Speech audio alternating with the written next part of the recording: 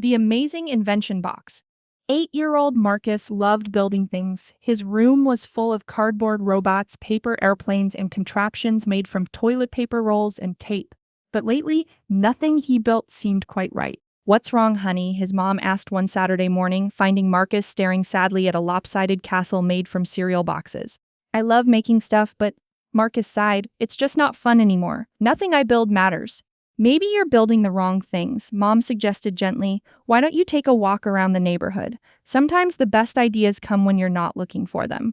Marcus grabbed his invention notebook, a little pad where he drew his ideas, and headed outside. As he walked down Maple Street, he started noticing things he'd never paid attention to before. Mrs. Rodriguez from next door was struggling to carry 3 heavy grocery bags while trying to unlock her front door. The bags kept slipping from her arms. "That looks hard," Marcus thought, making a quick sketch in his notebook. At the corner, he saw Mr. Kim, who used a wheelchair, trying to reach the mailbox. It was just a bit too high for him to reach comfortably. Marcus murmured, adding another drawing to his pad. Then he spotted his classmate Jenny walking her excited golden retriever Buddy. The leash kept getting tangled around her legs as Buddy zigzagged back and forth, and Jenny nearly tripped twice. "There's got to be a better way," Marcus said, sketching quickly.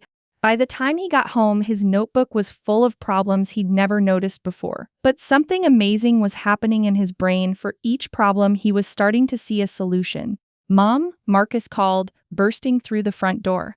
"I know what to build." That afternoon, Marcus got to work in the garage. First, he created a simple door hook gadget using a coat hanger and some tape. It could hold grocery bags while someone unlocked their door. Next, he built a lightweight reaching stick with a grabber end made from a salad tong attached to a broomstick, perfect for reaching high mailboxes.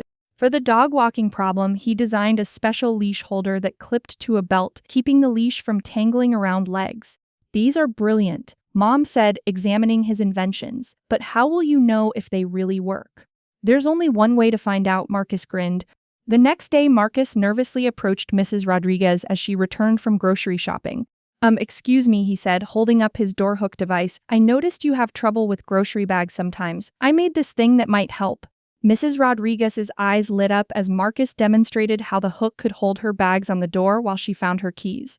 "Marcus, this is wonderful," she exclaimed, trying it herself. "This will make my life so much easier. You're very thoughtful." Marcus felt a warm, happy feeling in his chest, different from the satisfaction of just building something cool. This felt important. Encouraged, he visited Mr. Kim next. "You made this for me?" Mr. Kim asked, testing the reaching stick. "It works perfectly. You know, I could use this for lots of things like getting books from high shelves and reaching light switches. Marcus, you are a real problem solver." When Marcus showed Jenny his leash holder at school, she was amazed. "Walking Buddy has been so much easier," Jenny reported the next day. "My mom wants to know if you could make one for her too." And Mrs. Peterson asked if you could make one for her Great Dane. Word spread quickly around the neighborhood. Soon, other parents were asking Marcus to create solutions for their daily problems. Mrs. Chen needed help organizing her craft supplies. The Johnsons wanted something to keep their car keys from getting lost. Marcus was busier than ever, but he'd never been happier. Each time he solved someone's problem, he felt like he was giving them a little gift. "I get it now, Mom," Marcus said one evening as they cleaned up his workshop area. "The best inventions aren't just cool things, they're things that help people." "What do you mean?" Mom asked. "Well, my cardboard robots were fun to make, but they didn't really do anything for anybody. But when I make something that helps Mrs. Rodriguez carry her groceries or helps Mr. Kim reach his mailbox, it makes their day better. And that makes me feel amazing."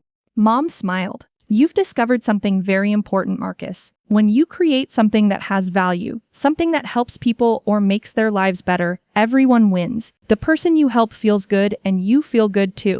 Plus, Marcus added, counting the quarters in his piggy bank that neighbors had insisted on giving him for his inventions, "People want to pay you for things that make their lives easier."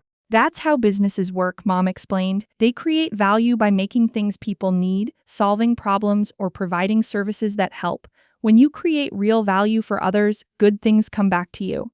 Marcus nodded, already sketching a new idea in his notebook. Tomorrow, he'd noticed that the crossing guard at school had trouble being seen on cloudy days.